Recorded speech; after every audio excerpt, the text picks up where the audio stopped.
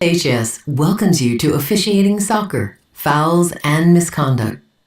The National Federation of State High School Associations is proud to bring you the best in officials training. This course has been designed to help you as a soccer official understand the rules for fouls and misconduct in the game of soccer. Your ability to properly apply these rules will create confidence in yourself and those who rely on you to officiate the game.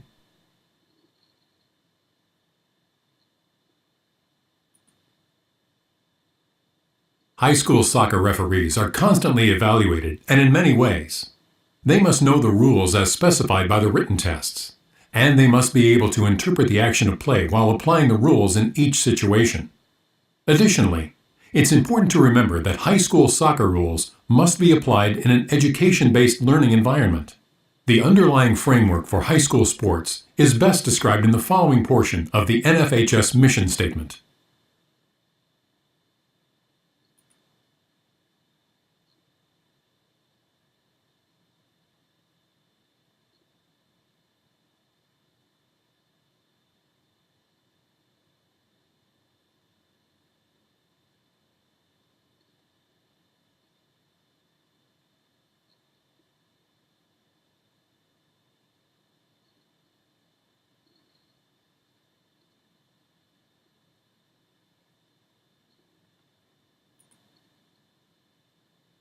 Understanding fouls and their proper application by rule provides the framework for considering a fair and equitable soccer contest.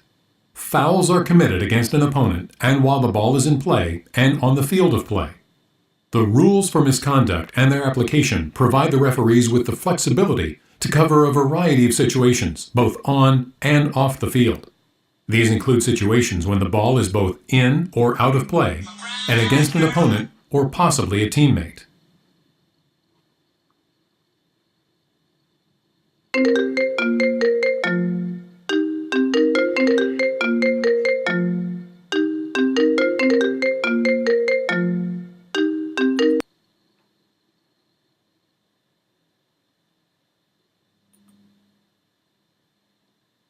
Understanding fouls and their proper application by rule provides the framework for considering a fair and equitable soccer contest.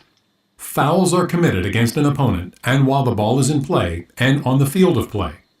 The rules for misconduct and their application provide the referees with the flexibility to cover a variety of situations, both on and off the field. These include situations when the ball is both in or out of play and against an opponent or possibly a teammate.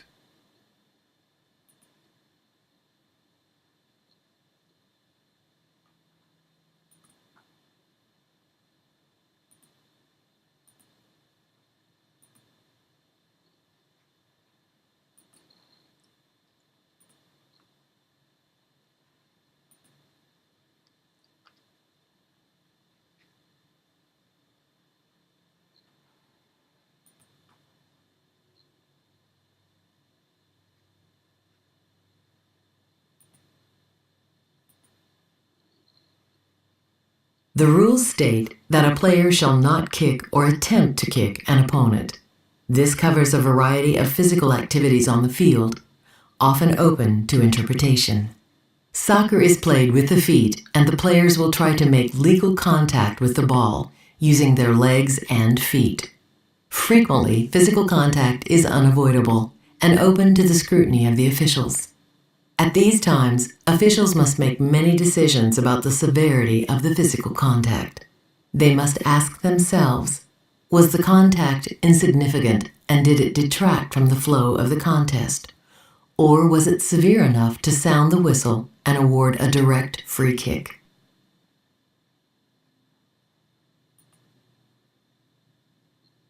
Here, the visiting player attempts to tackle the ball. However, he commits a hard trip and the referee awards a direct free kick for tripping. In this situation, the referee should also consider talking to the player who committed the foul to ensure reckless play does not continue. Also, the verbal warning could eliminate the possibility of retaliation.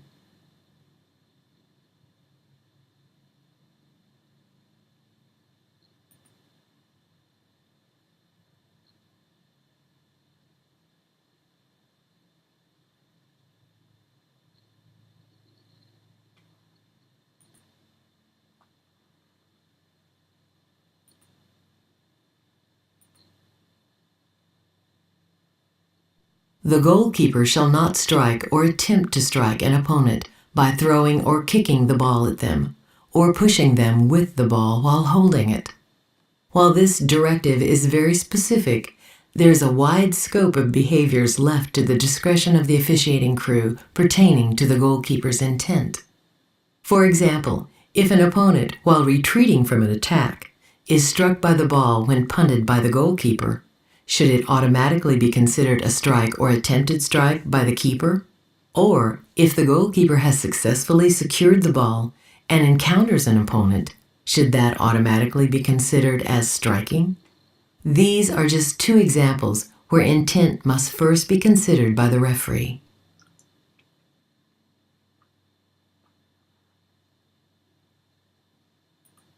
The goalkeeper shall not strike or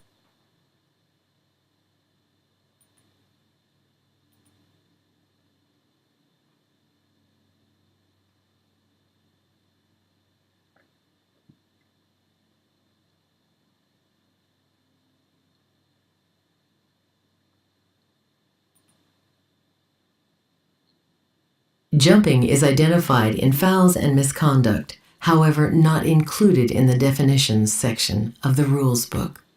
That said, jumping at an opponent to alter the opponent's possession of the ball can result in injury and therefore be considered reckless.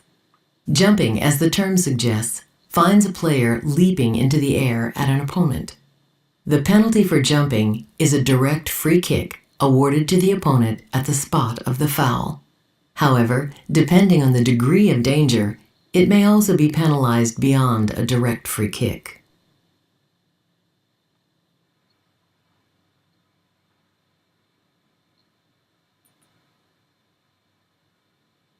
Here, the goal kick is taken and two opponents position themselves for the ball. The visiting player jumps over the back of the home team player. This is a clear example of jumping at an opponent, and the referee awards a direct free kick.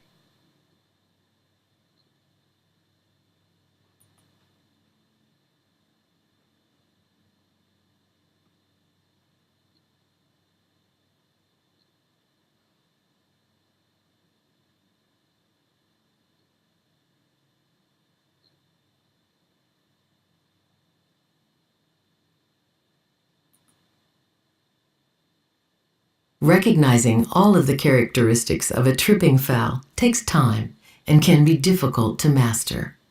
Tackles in soccer involve the loss of not only the possession of the ball, but in some cases, a player's balance.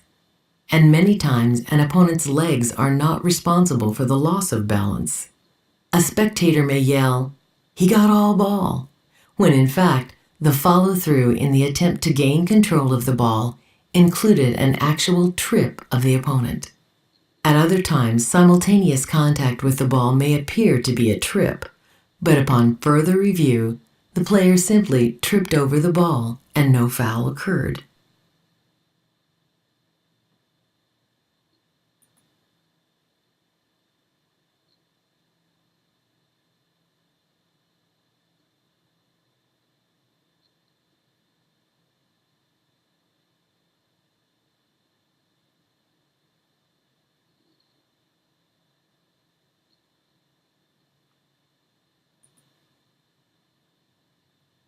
Handling is identified as a foul for which a direct free kick shall be awarded to the opposing team due to deliberate handling, carrying, striking, or propelling the ball with a hand or arm. This foul can result in a variety of interpretations from officials, players, coaches, and spectators alike.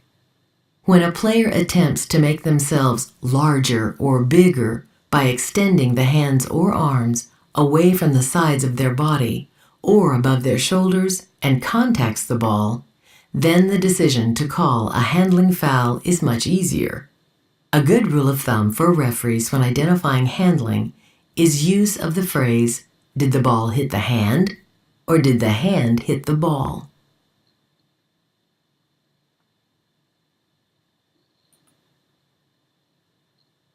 In this example, the player moves her arm to an extended position to handle the ball. the referee properly calls a handball. Officials must know the difference between the ball playing the hand and a handball.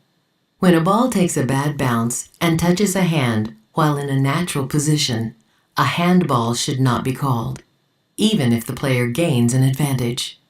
Handballs should be called when the hand is not in a normal position, or the player deliberately uses the hand to play the ball.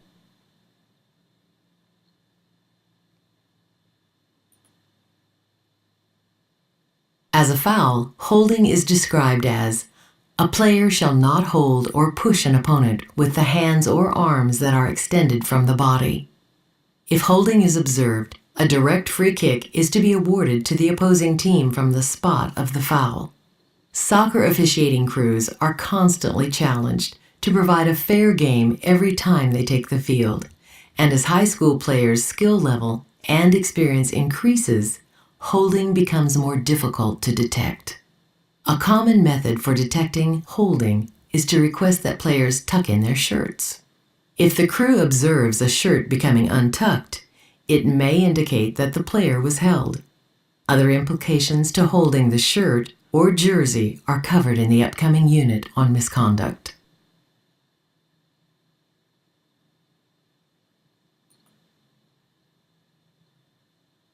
Here, the visiting team player deliberately grabs the shirt of the player with the ball. This is a holding foul. The referee is in good position to call the foul. Depending on what occurred prior to this situation during the game, this foul should also include a caution for unsporting behavior since it was holding a shirt.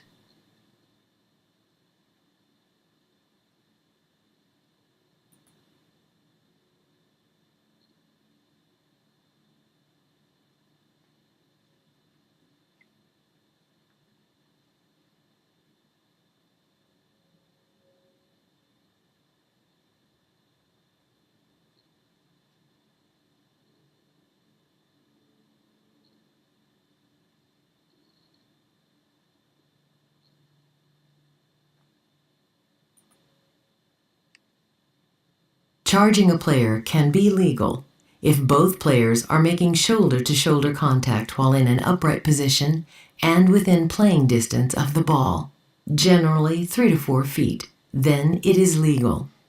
However, there are several instances where charging is not legal. To charge another player from any angle must be penalized immediately, especially when the charge is applied in a careless, dangerous, or reckless manner. And some players may use excessive force during a charge. Knocking an opponent to the ground is an example of dangerous or reckless physical contact. Another example of an illegal charge could be the simple use of force to physically push the opponent from his or her path. Charges that come from behind are of special importance because the player cannot see the direction from which the challenge is initiated. Physical contact from behind is often associated with injuries to the unprotected part of the ankle, calf, and knee. The officiating crew must constantly evaluate the amount of force supplied when making contact with any player in possession of the ball, and consider additional penalties when players are charged from behind. These may include a caution or even a red card for misconduct.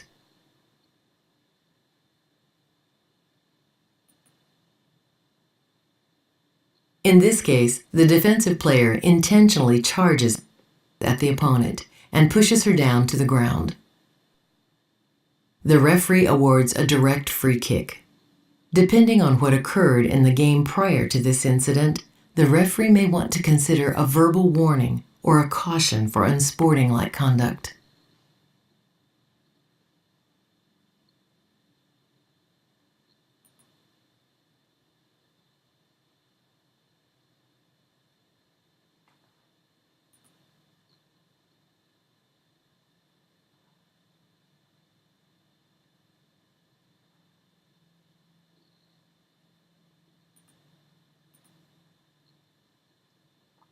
Charging a goalkeeper in the penalty area is strictly forbidden. This is true unless the keeper is obstructing a player or dribbling the ball with his or her feet. Keep in mind that a goalkeeper outside of his or her penalty area retains none of these special privileges. Goalkeeper possession is described in the rule covering fouls and misconduct. Specifically, possession includes the keeper's control of the ball, or when the ball has been trapped on the ground with either one or both hands, or the fingers of one hand. The keeper is also in possession of the ball while bouncing or throwing it in the air before releasing it into play. The officiating crew has no choice but to immediately disqualify a player who uses excessive force when challenging a keeper in possession of the ball.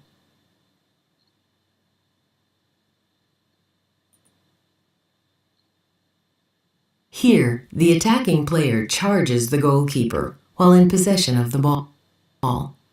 The assistant referee raises the flag to indicate the foul and the whistle is sounded. The referee separates the player that committed the foul and properly issues a caution for this action. This demonstrates good communication as well as good game management techniques.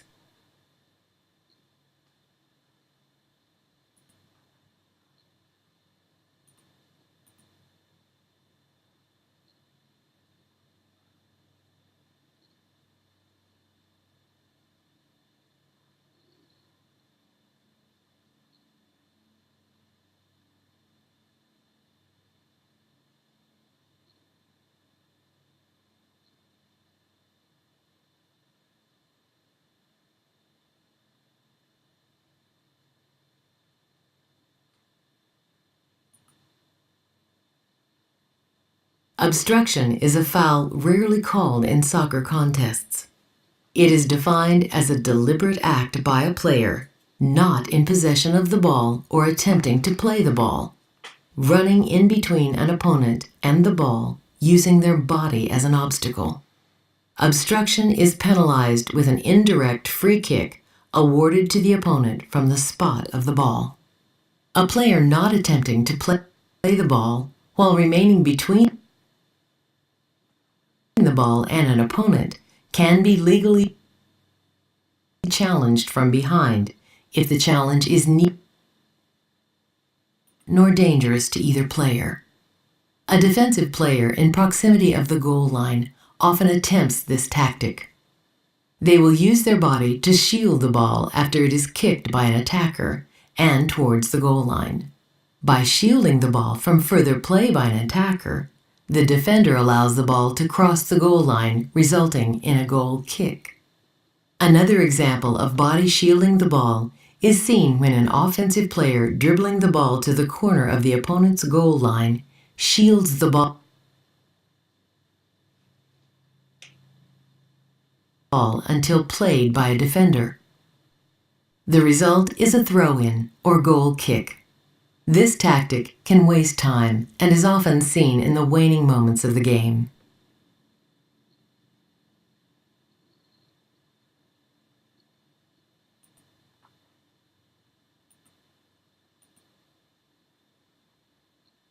Watch as the ball is headed toward the goal line. The defensive player shields the ball so that the attacker cannot make a play. Since the defender focused on the ball only, this is perfectly legal. If the defender had made a deliberate move to prevent the attacker from going around, the call would be obstruction.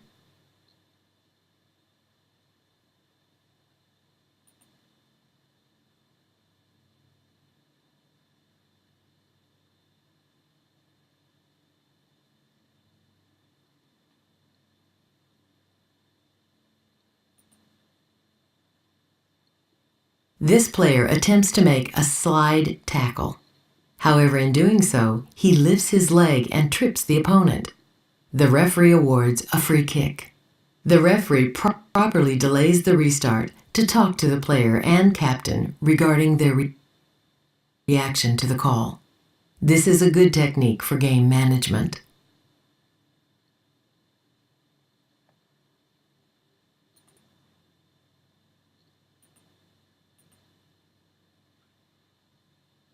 Although not intentionally played as a contact sport, High school soccer is exactly that, filled with contact between opponents and even teammates throughout the contest. High school referees must err on the side of player safety and recognize dangerous play, penalizing with consistency. High school athletes are young and still developing mentally and physically. It is the inherent responsibility of the officiating crew to minimize injuries of all kinds. High school soccer officials must not concern themselves with criticism from spectators or coaches. Referees must help these student athletes return to their homes and classrooms free of injury and the fear of being injured.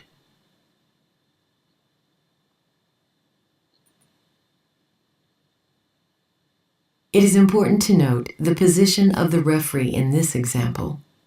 The referee can clearly see the play, although the away team player lifts her leg high in the air.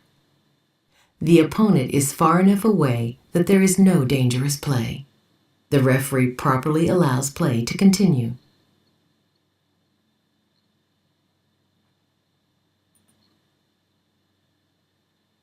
An example of dangerous play includes a player's attempt to kick a ball in the air, placing their foot above the waist of an opponent who is standing on the ground near them. Another example often seen includes one player diving toward the ball, intending to head it where an opponent attempts a strong volley at the ball with their leg or foot. This scenario is extremely dangerous. If the official is convinced that contact between these two players is inevitable, he or she can stop play to avoid the injury.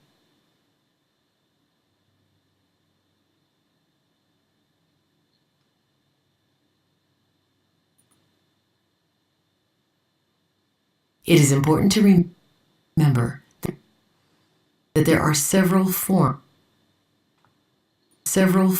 of dangerous play.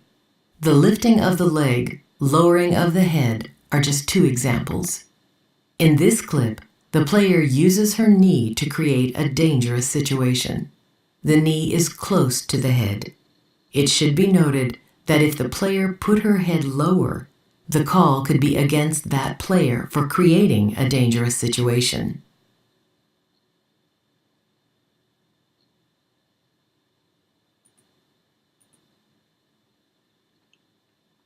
As previously discussed, goalkeepers are protected from specific acts by opponents when in possession of the ball.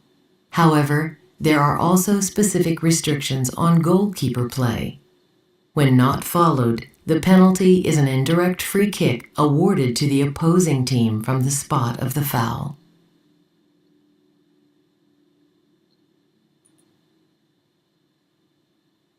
Here, the goalkeeper stopped the ball by pushing the ball with her hands.